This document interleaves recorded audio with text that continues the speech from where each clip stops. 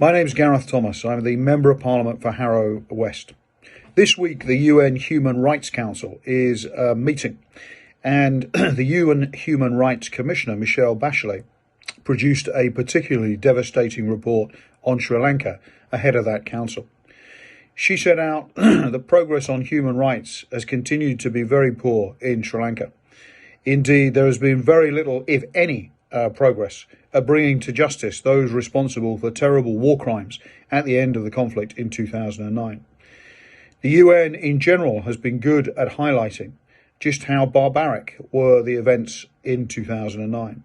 The systematic shelling of areas where Tamil civilians were living, the bombing of hospitals, and the extrajudicial executions of those from the LTTE who were surrendering. Since then, in 2009, things have not got much better. Human rights abuses have continued, and those independent, in theory, defenders of human rights, such as the judiciary and other crucial human rights organisations, have found their independence being gradually stifled by the current government.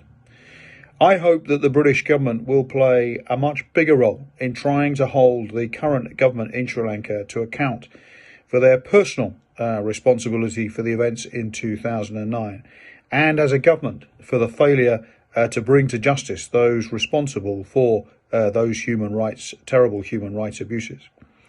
Understandably, there are many in Sri Lanka and amongst the diaspora of Sri Lanka who continue to be horrified by what happened in 2009 and who expect the international community to stand up for human rights and for the bringing to justice those accused of war crimes to account.